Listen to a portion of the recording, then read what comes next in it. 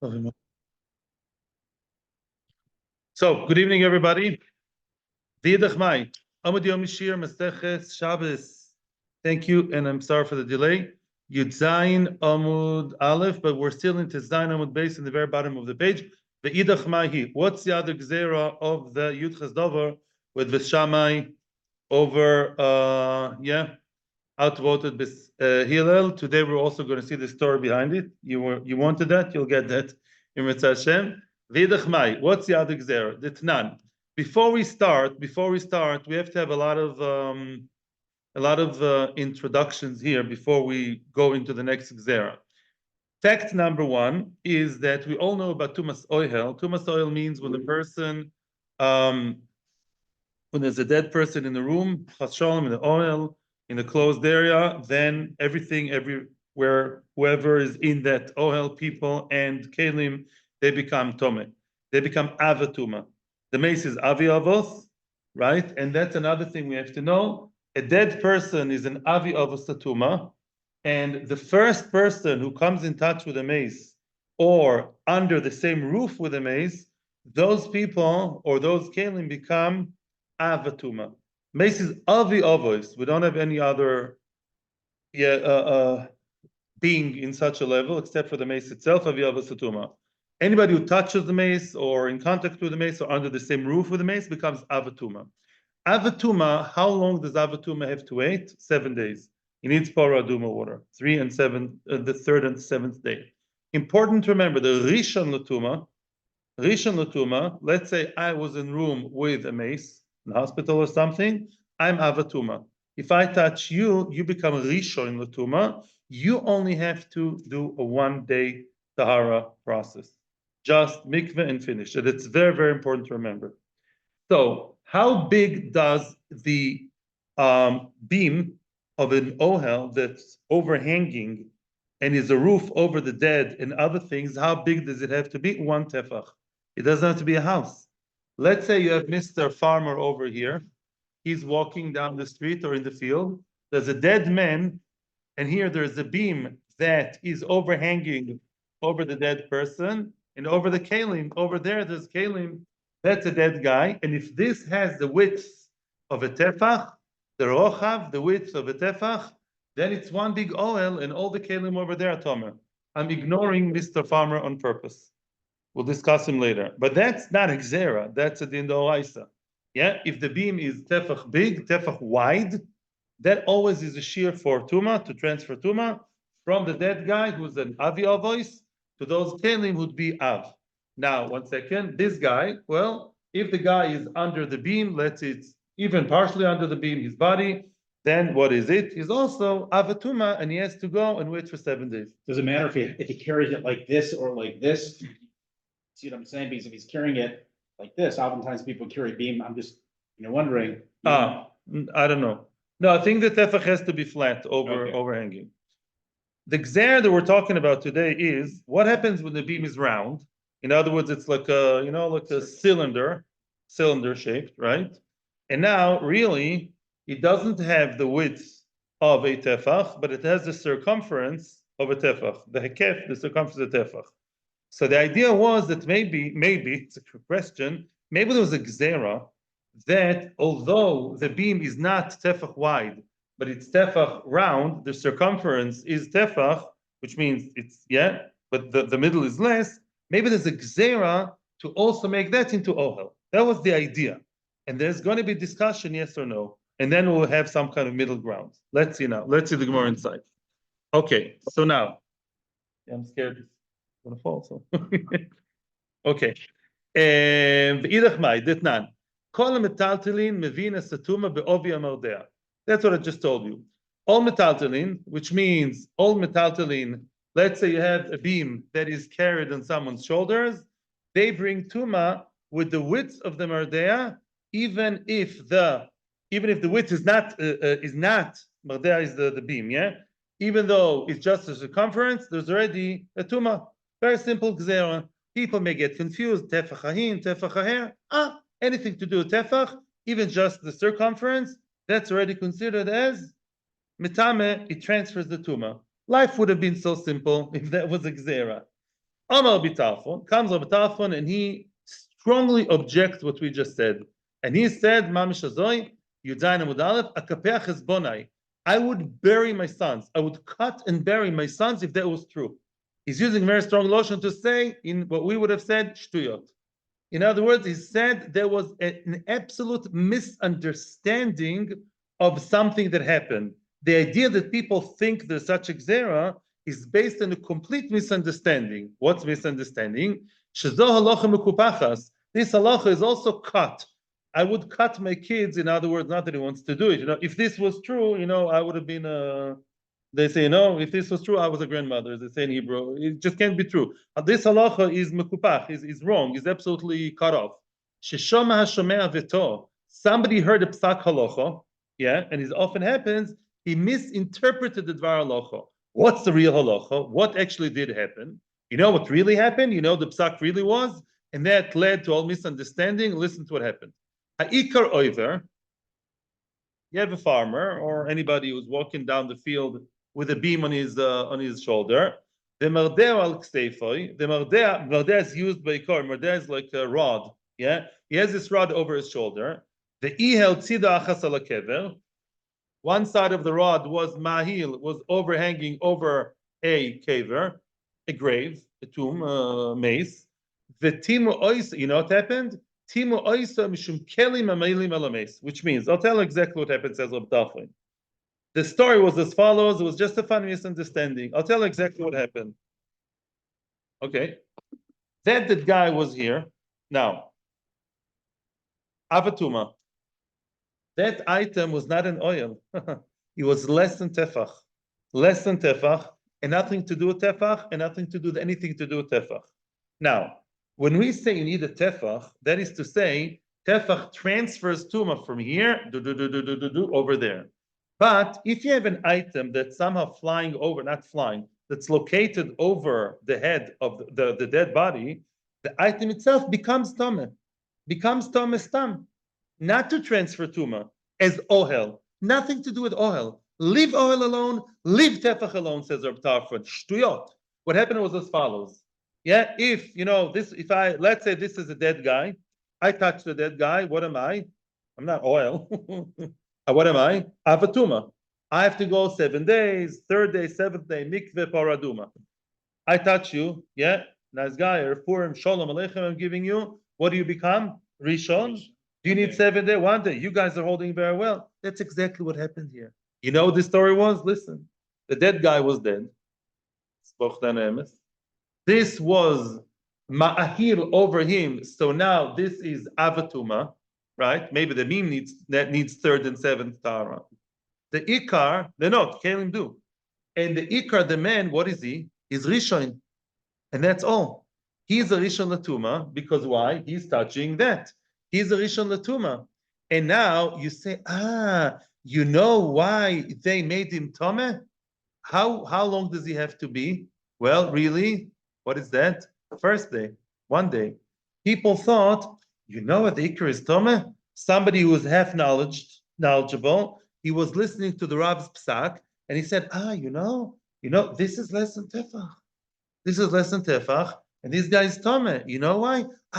Must be Chazal were goyzer that really, although it's less than tefach, it still has the din of oil. No, it's not because of oil. It's because of maga. Oil means once you're overhanging over everybody below that become tome. That wasn't the case here. It's through one oil, but this is not oil to transfer tuma because the guy touched it. That's why he's tome. So people heard, he's tome. You know why he's tome? Of course he's tome because he's under an oil. He's not under oil. He's touching the oil. Just like I would touch you or I would touch an item of the mace. Nothing to do with that. Says Reb Tarfon, absolute still misunderstanding. I would kill my kids if this was true. That's Reb Tarfon's extreme opinion that the whole thing is one big mistake. Now we're going to see a middle of the road, some kind of way to reconcile between what they thought was Xera and the real truth. But Reb Tarfon is extreme, nothing to do with oil. It's pashut touch. It was all through Wi-Fi and then touching. So these guys are Rishon. It's not because it's oil, no oil. It's maga. You touch, finished. Zok Tobi Akiva. Omar Rabbi Akiva, Ani ataken, I will fix things up. I will make peace between Rab Tarfon's extreme anti-Gzera approach and what is the real Gzera. Shiudvar divrei chachomim kayomim. In other words, I would like to, yes, believe that chachomim are right, yeah, and there is some kind of Gzera here. On the other hand, Rab Tarfon has a point too.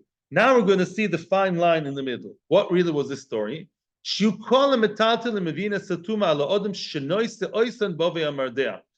metaltalin bring tuma over the person who carries them in oivi mardea. If there's a circumference of mardea, right? Okay, they bring tuma, of course. Yeah. Now, if they have the thickness of a mardea, the thickness of tefach, avada, that's oil. That's not a question. Val atzman bechol shehen. What did I say before? If you have the item itself hanging over the mace and it's tinsy winsy, it's very thin. For itself, it becomes tom as if it touched the mace, meaning that's an av, right? And on other things, it's poseach tefach. It has to be the width of a tefach on the other people and the kelim, which means before we read Rabbi Yana, the story is as follows. It's not so clear in the words of the Gemara. Rashi makes it much clearer. I'll say it Baal Peh first, yeah, and then we'll say it in Rashi. The story is as follows. This guy, how long does he have to be? How long, this guy, if you follow, let's see if you follow. This guy who was touched by an Av. This is Avi Abba through Wi-Fi, Ohel. Just this was Mayim, Avatuma. 7 days. This guy, 1. Oh. But then, says Rabbi Kiva, Reb Tarfon, there is a Gzera here. Because we know that there are some people who are half knowledgeable and hear half the thing, what would these people think? This guy really needs to go to mikveh after one day and finish the mikveh and good night and goodbye. But people will really think that because this beam, the circumference is tefach, that was the case, people will think that you don't need width of tefach, it's enough to have the circumference. They will think that this guy was nitma because of oil, and they say, yesterday I went to this shir or psak halacha, very Haredi rabbi. You know what he said? Says Mr. Amahoritz to his friend. Look, this guy really, he was under an oil. Sure, he was an oil because circumference of tefach. And this is such a nice, flexible Haredi light rabbi. Look, you know what he did? He said all he has to do is 1 day. Wow, from now on, any kli that's inside an oil only needs 1 day and not 7 days. Not like we learned all our lives. What fun. You know how a terrible kilkul that will be? I'll explain again.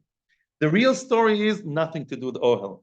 This beam is not tefach wide, it's tefach round. It's not oil, it doesn't begin to be the grandmother of oil, nothing. But people would think it is. The real story that we, the Talmidei Chachomim, know that this guy touched the oil, I also made a mistake. He touched the seemingly oil, right? And now he's a Rishon, he needs to go to mikveh 1 day, good night, goodbye, it's fine. But people won't know that.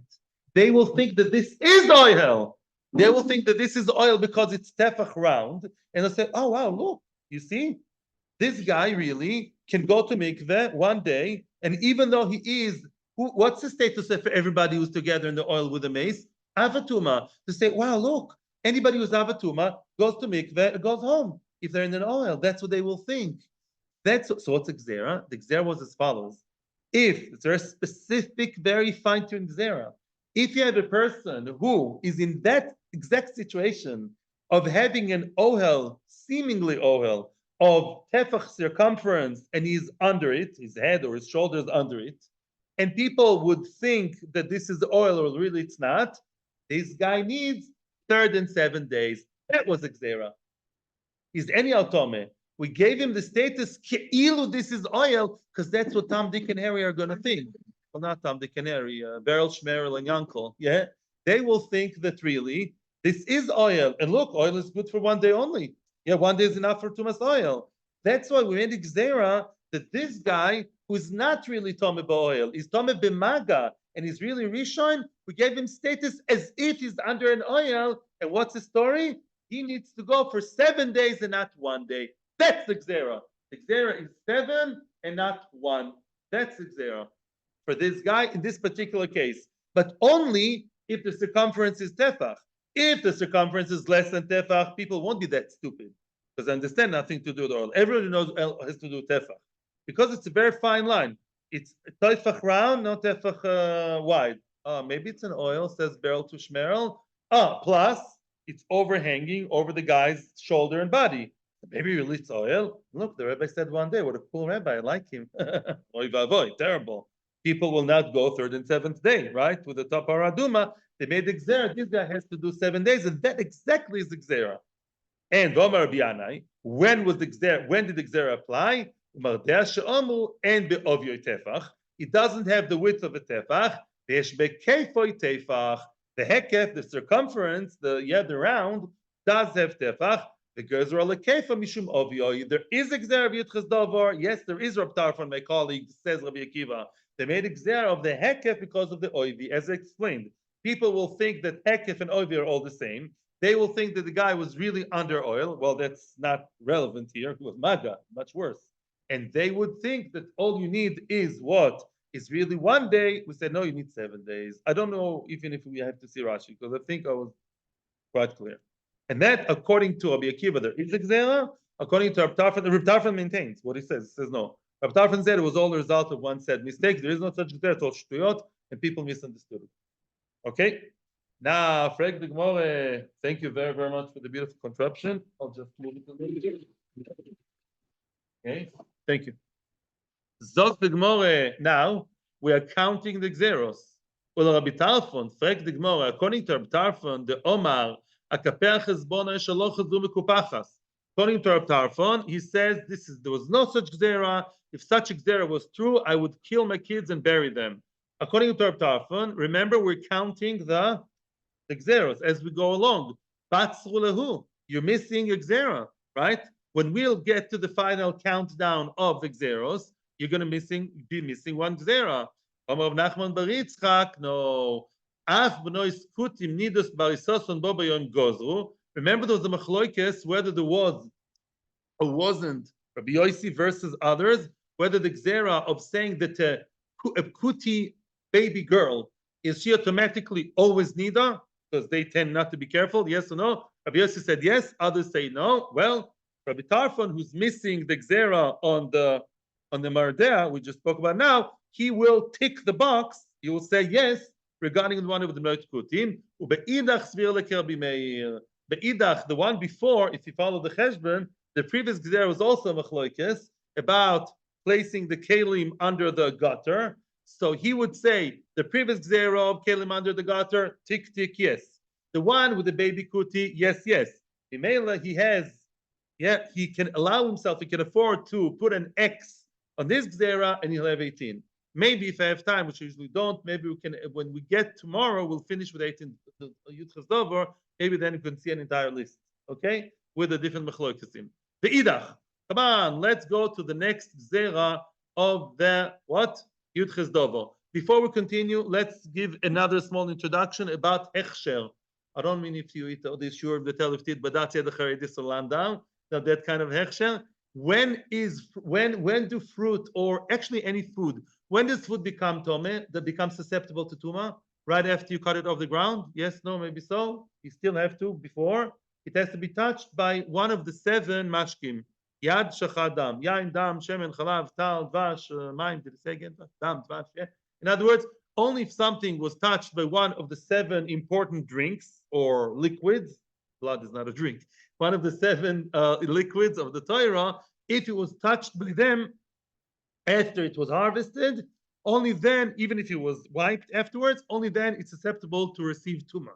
Beforehand, it does not accept any tumah, not susceptible for tumah. Now, there's a very, very important halacha, and that is, it says ki yiten ish. It's only, there are one of 2 conditions to make sure that the liquids really make the item mukhshar, ready, like kosher, ready to receive tuma. Either if you did it, you took a hose with water and you sprayed or you sprinkled, whatever you call it, the tomatoes with water, or if it came by itself, rain came or the river came upon it, the river water, and you're happy. Yeah, kita and kiyuta, and you're happy about it, one of the 2. Now comes the gzera to do with that. A boitza legat or legas. A person is harvesting grapes, and look what happens. As he's harvesting the grapes, unintentionally, some of the liquid of the very fresh grape juice is now running down, is spritzing and sprinkling over the grapes. Is he interested in that? No. You know why not? I'll tell you why not. Usually wine is very expensive. You want every drop of it. But this guy, like most people, it sounds like, he actually harvests them and he places them inside baskets. Remember the good old baskets? Those of us old enough remember baskets before nylon bags? Yeah. They usually are like perforated, not then they're like crisscross. What? Wicker basket. Wicker. Yeah, it's like wicker. Yeah, there's holes here and there. So normally, if I put my grapes inside a wicker basket, anyhow, the juice is going to fall, the juice is going to drop, the juice is going to run down, and therefore I'm not interested in it because I'm going to lose it. So I inadvertently, without thinking, I cut, and all the the juice starts, sprinkling all over, running all over. I don't care. Me'ikardin, that's not called hechsher. I don't do it intentionally. I don't care about it. It's going to anyhow fall through the cracks, through the wicker, nada. However, Shammai oimer huchshar. Shammai made a gzera. Soon we'll see why. It's not the oraisa. This is actually one of the gzeras. Shammai himself. This is one of the places where Shammai and Hillel themselves argued, and eventually the Talmidim joined in. Says Shammai, I'm making a gzera midorabanan that those anovim, the grapes, are muchshar. They are ready, susceptible to receive tuma midorabanan. Yeah, good. Hillel oimer loy huchshar. Hillel says no. Mapitom. You're not interested. Why should I make a gzera? Amar Hillel and Shammai. Hillel was asking Shammai a question which seemed to be a bit sarcastic. And he said, Limsok is to harvest the olives. In other words, how far do you go? If you're going to make a gzera over the grapes and the grape juice, why don't you make the same gzera also for the olives? Now, Tosfos points out and asks, really, why not? So Tosfos says, you know why? Because the zaysim, the olives, when they are harvested, they don't have good oil yet. The oil only comes when you crush it. So really, what the olives have is something which many people get confused with. It's called mohal, mem vav hey lamed. Mohal is not a drink. It's nothing. Halachically, mohal is like, it's something much more runny and transparent than oil. It's like a juicy, but very nothing of the. So therefore, there's no chashash because it's not one of the 7 drinks.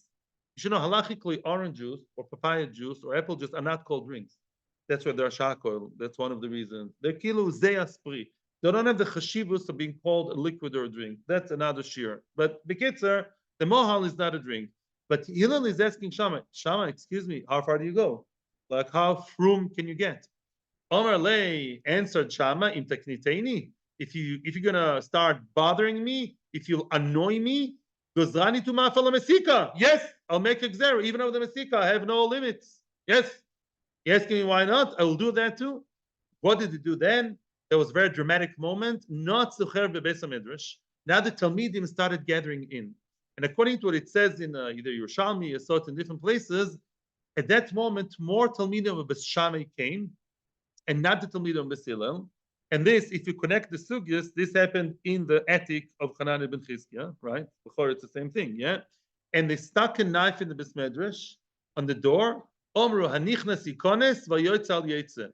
More people can come in, but people cannot go out, which means they knew that there are more people of Beis Shammai inside. So all the Beis Shammai-niks are not allowed to leave. We're inviting more people in. Maybe Beis Hillel would come, but the big majority of Beis Hillel guys, don't leave. It's our chance finally to have our our way now with the Beis Hillel people. That day, Hillel was sitting crouched, stooped in front of Beis Shammai, and in front of Shammai himself. It was Hillel himself versus Shammai as one of the Talmidim, as if he was a Talmid. That day was so hard for Klal Yisrael to see Hillel. Everyone loved Hillel. Hillel, Rashi says, was an anvosan. You know Hillel. Hillel was such an honor, beloved by everybody. And here Hillel was kivyachol, not chas v'shalom, and Shammai wanted to humiliate him, but people saw as if, Hillel is on the losing team, feeling humiliated, kivyachol. So they said it's like the day of Egel Azov. There are many reasons why dafka to compare it to an egel. So now, Jason, for you, I looked in the Tosefta. I looked at it today. The Tosefta says that the reason why people felt these days like egel azov because they said Beis Shammai are adding 18. Can you imagine 18 gzeras, right? Can you imagine a pachkavil from the rabbanim of the neighborhood with 18 new decrees? That's a lot in one day, right? No internet, not this, not that. Yeah, so 18 gzeras together. They said, you know what you're doing here, people said? You are adding so much that at the end you're subtracting. People are going to be so pressurized by all these gzeras, they're going to do even less. You know, other people claimed that it was too much already for people to take upon themselves. They said, like, you are adding, but that adding will just cause, you know, like with kids, like, you know, you put too much pressure, it goes the other way. So basically, that was like a very difficult day for Klal Yisrael. But at the end of the day, okay, however, v'gozel Shammai v'Hillel v'lo k'li b'luminayu, as we said before, originally, Shammai v'Hillel were goyzer, and it was not accepted by the Klal Yisrael, but the Tzibur did not accept it.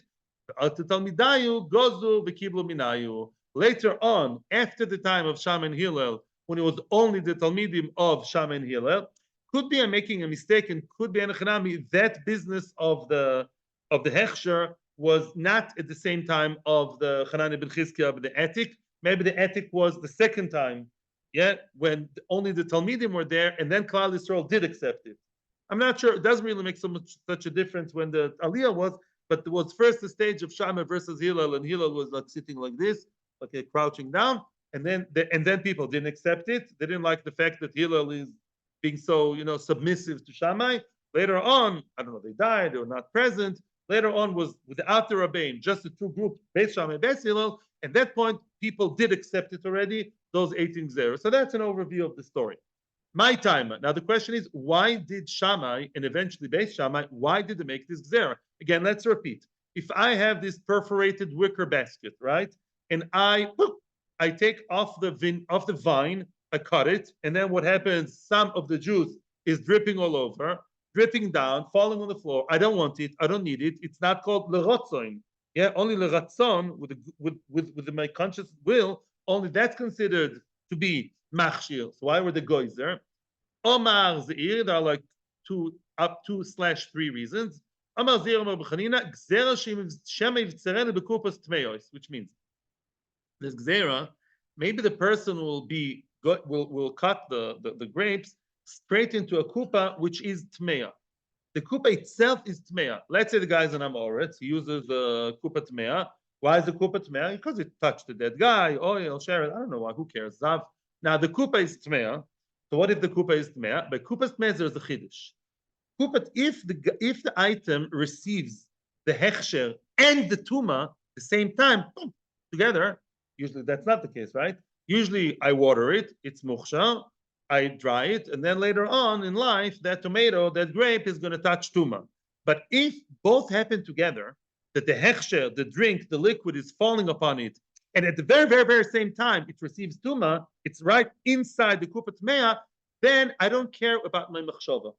Then even if my machshava is not there to be happy with the hechsher, it's so strong that it's together, it's metam even without kavana. But now that's why, so even if I use kupa tehoira, I'm such a frum guy, only tahor, but maybe tomorrow I'll use kupa tmeya, they made a general gzera. Like the Gemara, no. According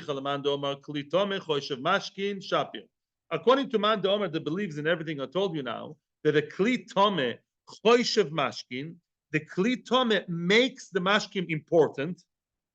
Without my kavana, then you're right. Then you're absolutely right.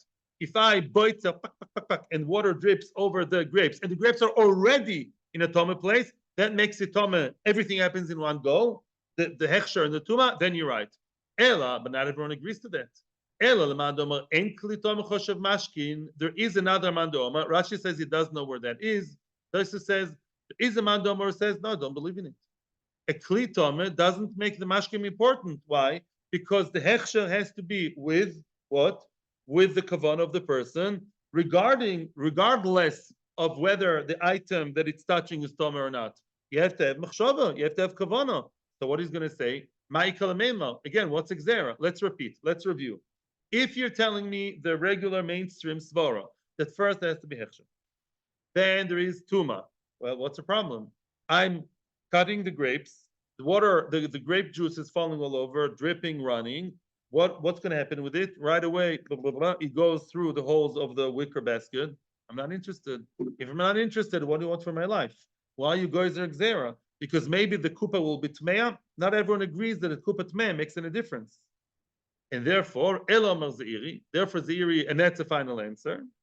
Omar Abchanina, Gzera Shemivitzeren Bekupos Mezupopos.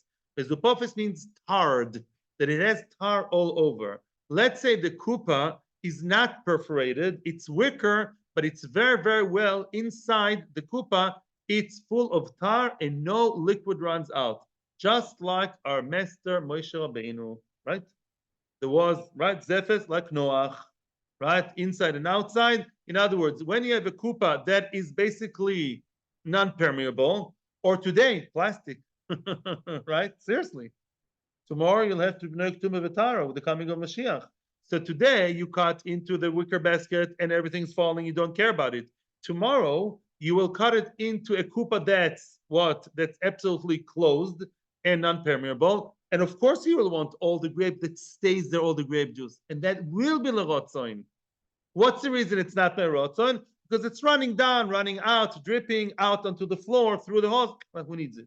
But maybe tomorrow you'll use one that is completely closed and sealed, right? And waterproof, then you'll want it, right? Let's say you store, even today, you're storing your Tupperware in the plastic, some fruit, and then you have a layer of nice fresh juice in the bottom. You want it, you drink it. So that will be l'rotzoin. That will be d'oraisa already. Then you'll really want that because you want the grape juice there. Oh, they made a xera one over because of the other.